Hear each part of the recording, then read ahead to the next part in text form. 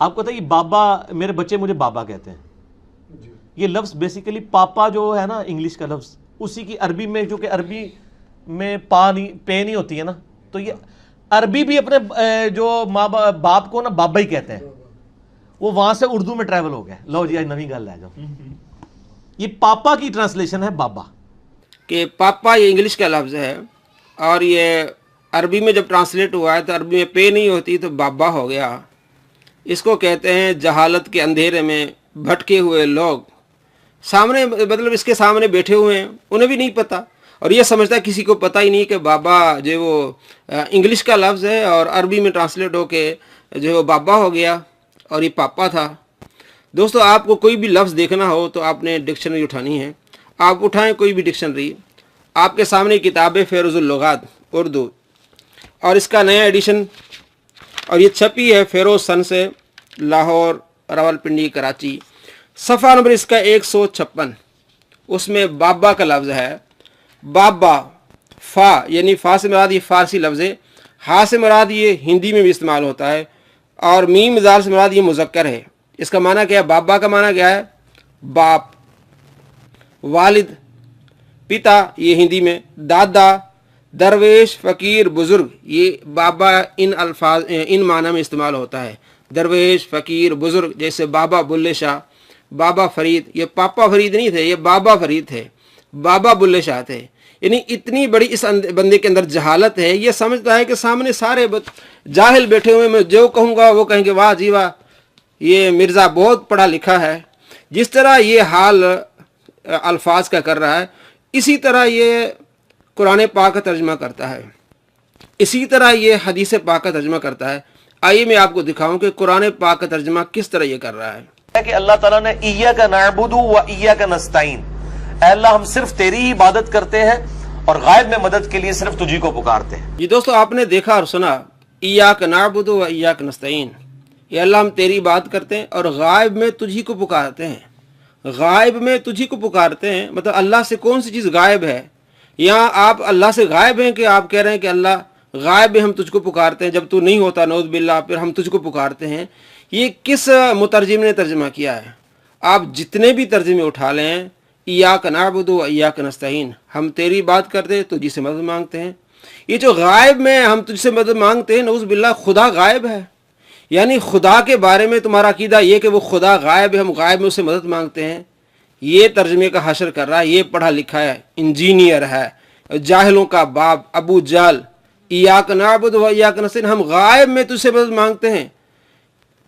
اللہ تبارک و تعالی کب غائب ہوتا ہے یہ بتائیں. میں یہاں موجود ہوں، اللہ تبارک و تعالی کو پکار رہا ہوں. آپ جہاں موجود ہیں اس وقت بھی اللہ تبارک و تعالی حاضر ہے، دیکھ رہا ہے. تو غائب کب ہوتا ہے خدا؟ جو آپ کہہ رہے ہیں غائب میں ہم اللہ تبارک و تعالیٰ کو پکارتے ہیں، یہ اس کا علم ہے اور یہ اس کی جہالت ہے. ترجمہ کس طرح غلط کر رہا ہے. کوئی بھی قرآن پاک ترجمے والا آپ اٹھائیں، کہیں بھی آپ کو یہ نہیں ملے گا کہ ہم غائب میں تجھ سے مدد مانگتے ہیں. خدا غائب ہی نہیں ہوتا نعوذ باللہ. کس طرح کا یہ عقیدہ لوگوں میں پیش کر رہا ہے، کس طرح کی باتیں کر رہا ہے کہ غائب میں ہم تجھ کو پکارتے ہیں. مطلب غائب میں ہم تجھ کو پکارتے ہیں، کیا مطلب اس کا؟ کہ خدا نہیں ہوتا ہم تجھ کو پکار رہے ہوتے ہیں. ہم ایسی جگہ ہوتے ہیں جہاں خدا نہیں ہوتا، ہم غائب میں آپ کو پکارتے ہیں اللہ ہماری آنکھ مدد کر، ہمیں ابھی تو دیکھ نہیں رہا. نعوذ باللہ من ذالک. یہ تو کوئی مرزا جہنمی کی نسل سے ہوگا جو یہ عقیدہ رکھے گا کہ اللہ تبارک و تعالی غائب ہے، ہم اس کو غائب میں پکارتے ہیں. نعوذ باللہ من ذالک. اس طرح کا یہ ترجمہ، جس طرح پہلے آپ نے دیکھا پاپا کو کیا بابا بنا دیا، اور یہ انگلش میں تھا اور یہ جو ہے وہ عربی ہو گیا. اصل میں لفظ ہی فارسی ہے اور ہندی میں استعمال ہو رہا ہے. تو اب قرآن پاک کا ترجمہ کس طرح کریں؟ غائب میں ہم تجھ کو پکارتے ہیں، غائب میں تجھ کو پکارتے ہیں. مطلب دوست سوچیں ہیں کہ خدا نہیں ہوتا نعوذ باللہ، آپ کمرے میں بیٹھے ہوتے ہیں اور غائب میں خدا کو پکار رہے ہوتے ہیں. اتنا بڑا کوئی جاہل بھی دنیا میں آپ نے دیکھا ہوگا. اب آگے دیکھیں، یہ تو قرآن میں جھوٹ بولا اس نے. آگے حدیث پاک میں کا ترجمہ کس طرح کر رہا ہے اور حدیث پاک میں جھوٹ کیسے بول رہا ہے. اچھا علی بھائی یہ بتائیں، نماز جنازہ پڑھ لی، نماز جنازہ پڑھنے کے بعد پھر دعا مانگی؟ نماز جنازہ پڑھنے کے بعد قبر پہ دعا ہے. نماز جنازے کے بعد تو ثابت نہیں ہے نا دعا. نماز جنازہ کے فوراً بعد جو اجتماعی دعا مانگی جاتی ہے نا، یہ بھی ثابت نہیں. اور جو ابو داؤد میں حدیث موجود ہے وہ چیپٹر ہی ہے قبر پہ دعا والا.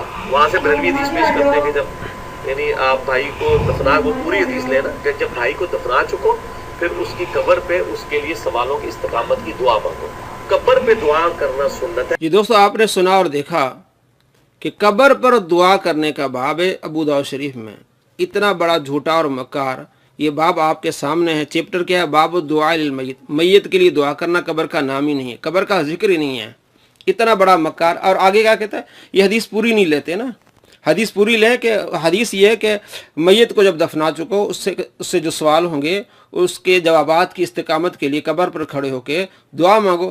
حدیث میں آپ کو سناتا ہوں, پوری حدیث سناتا ہوں, آپ کو معلوم ہو جائے گا کہ واقعی بھی اس صدی کا بڑا مکار اور جھوٹا ہے.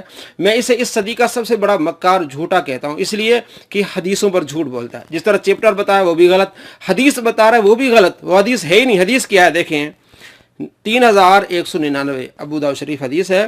حضرت ابو ہریرہ رضی اللہ تعالیٰ روایت کرتے ہیں کہ سمیعت رسول اللہ صلی اللہ تعالیٰ علیہ وآلہ وسلم, میں نے آپ صلی اللہ تعالیٰ علیہ وآلہ وسلم سنا, یقول حضور فرماتے اذا صلیتم علی المیت, جب تم میت پر نماز پڑھ چکو. صلیتم ماضی کا صیغہ ہے.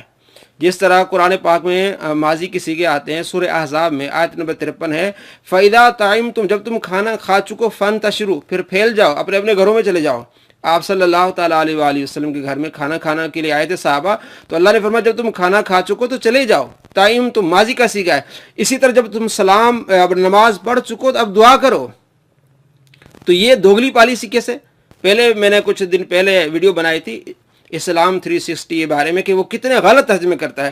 انہوں نے بھی غلط ترجمہ کیا کہ نماز میں دعا کرو, حالانکہ عربی پڑھنے والا جانتا ہے اذا صلیتم ماضی کا صیغہ ہے. جب تم نماز پڑھ چکو, آگے فا رہا ہے. فا کے دو معنی ہوتے ہیں, فا للترتیب اور فا للتعقیب. ترتیب کے لیے آتی ہے, یعنی ایک کام ہو گیا اس کے بعد دوسرا کام ہونا ہے. کھانا کھا کے اب پھیل جاؤ جیسے قرآن پاک میں. اب یہاں فاخلصوا, جب نماز پڑھ چکو اس کے بعد خلوص دل کے ساتھ اس کے لیے جو ہے وہ دعا کرو. اور فا للتعقیب کے لیے آتا ہے, یعنی ایک کام ہو گیا اس کے فوراً بعد دوسرا کام کرو. نماز پڑھ چکو اس کے بعد دعا کرو. اذا صلیتم علی المیت, جب میت پر تم نماز پڑھ چکو, فاخلصوا لہ, دعا خلوص دل کے ساتھ اس کے لیے دعا کرو. یہ حدیث پوری ہے. کہہ رہا کہ حدیث پوری نہیں پڑھتے, میت کو دفنا چکو اس کے بعد اس سے سوالات ہوں گے, سوالات کی جوابات کی استقامت کے لیے اس کے لیے قبر پر کھڑے ہو کے دعا مانگو. وہ اور حدیثیں ہیں, قبر پر کھڑے ہونے کی بھی حدیثیں ہیں, لیکن یہ ہے نماز جنازہ کے بعد کی حدیث ہے. آپ صلی اللہ تعالیٰ علیہ وآلہ وسلم حکم ارشاد فرما رہے ہیں کہ جب تم نماز جنازہ پڑھ چکو تو اس وقت اپنے بھائی کے لیے دعا کرو, خلوص دل کے لیے دعا کرو. اگر یہ آپ نہیں مانتے تو حدیثوں میں تحریف کیوں کرتے ہیں, ترجمہ غلط کیوں کرتے ہیں, چیپٹر غلط بتاتے ہیں, حدیث غلط بتاتے ہیں؟ اس لیے یہ بندہ اس صدی کا سب سے بڑا جھوٹا اور مکار ہے. اس کی مکاریوں سے اپنے آپ کو محفوظ رکھیں. بہت بڑا مکار جھوٹا ہے. اللہ تبارک و تعالیٰ آپ کو اس مکاریوں سے محفوظ رکھے. اور اگر آپ کو ویڈیو پسند آئے لائک ضرور کیجیے, کمنٹس کیجیے اور بتائیے کہ کتنا بڑا یہ مکار جھوٹا ہے. میں اسے اس لیے اس صدی کا سب سے بڑا مکار جھوٹا کہتا ہوں. مثالیں میں آپ کو دی, کس طرح پاپا انگلش کا لفظ بابا ہو گیا, یہ بھی جھوٹ, اس کا میں نے آپ کو ڈکشنری بتایا.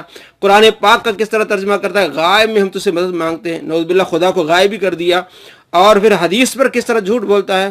الامان والحفیظ. السلام علیکم ورحمۃ اللہ وبرکاتہ.